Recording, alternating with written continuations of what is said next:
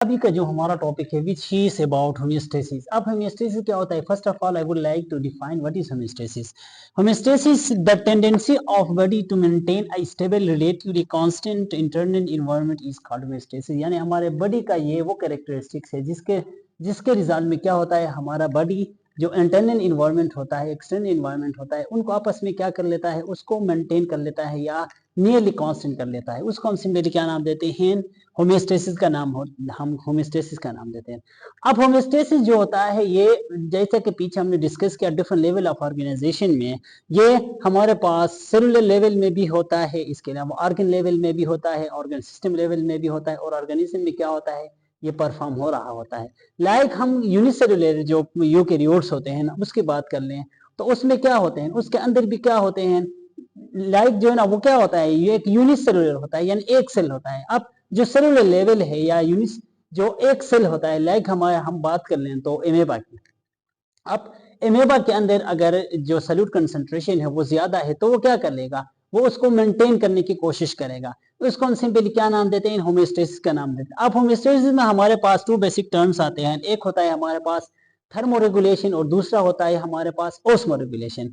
अब जो थर्मोरेगुलेशन होता है, अब जो थर्म जो जहां पे भी आए THERM, थर्म मीन्स क्या होता है, ये रिलेटेड टू हीट, लाइक यानी हीट हो गया या टेम्परेचर हो गया।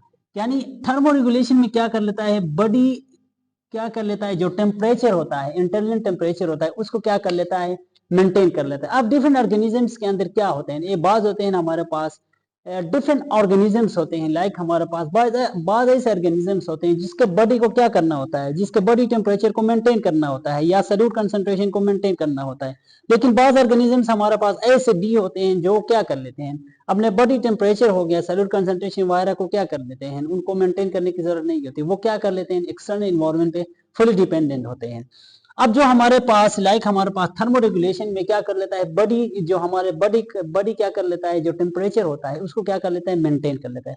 लाइक हम बात कर लें, जब ह्यूमन की बात कर लें तो अक्सर क्या हो जाता है, जब हमें बहुत ज्यादा सर्दी लगता है तो क्या हो जाते हैं, हम शिवरिंग कर जाते हैं।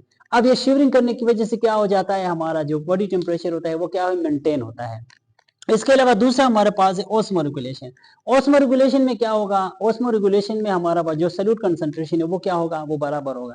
लाइक हम बात कर लें हमारे किडनी की फंक्शन की बात कर लें तो हमारे किडनी का जो मेन फंक्शन है वो क्या है, यानी हमारे पास यूरिन फॉर्मेशन क्या कर लेता है, यूरिन फॉर्मेशन हो गया या ब्लड फिल्ट्रेशन हो गया, उसको क्या कर लेता है, मेंटेन कर लेता है। इस तरीके से इस ये जो हमारे पास यूरिनरी सिस्टम या वो यूरिनरी सिस्टम होता है, ये क्या होता है, या किडनी क्या कर लेते हैं, या हमारे सल्यूट कंसंट्रेशन को ये क्या कर लेते हैं, ये बराबर कर लेते हैं। या बराबर तो नहीं कह सकते, सिंपली हम ये कह सकते हैं बराबर या नियरली कांस्टेंट हम कह सकते हैं, नियरली कांस्टेंट, आगे पीछे हो सकता है। लाइक टेम्परेचर की बात कर लें तो अगर ह्यूमन की जो नॉर्मल टेम्परेचर 37 डिग्री सी है तो वो 37.5 भी हो सकता है, 38 भी हो सकता है, और इससे लो भी आ सकता है। यानी नियरली कांस्टेंट क्या कर लेता है, नियरली कांस्टेंट कर लेता है। इस तरीके से ऑस्मो रेगुलेशन में भी क्या होता है, वो भी क्या होता है, नियरली कांस्टेंट होता है।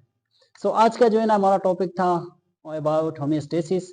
होमियोस्टेसिस में हमारे पास क्या कर लेता है, द जो होमियोस्टेसिस क्या होता है, बॉडी की वो कैरेक्टरिस्टिक्स होता है, कैरेक्टरिस्टिक्स होते हैं, क्या होते हैं, जिसकी मदद से क्या कर लेता है, वो अपने थर्मोरेगुलेशन इन ओस्मोरेगुलेशन को वो क्या कर लेता है, कंट्रोल कर लेता है। और थर्मोरेगुलेशन में हमारे पास क्या होता है, हमारे पास हीट हो गया या टेम्परेचर हो गया, उसको क्या कर लेता है, हमारा बॉडी क्या कर लेता है, हमारे बॉडी या जो भी ऑर्गेनिजम्स होते हैं उसके बॉडी क्या होते हैं, टेम्परेचर को मेंटेन कर लेते हैं या नियर कांस्टेंट वो क्या कहते हैं, मेंटेन। इसके ओस्मो रेगुलेशन में क्या करते हैं, ओस्मो रेगुलेशन में सल्यूट कंसंट्रेशन को बॉडी मेंटेन करने की कोशिश करता है। आई होप सो कि आपको क्लियर हो गया होगा। थैंक्स फॉर वॉचिंग एंड अल्लाह हाफ़िज़।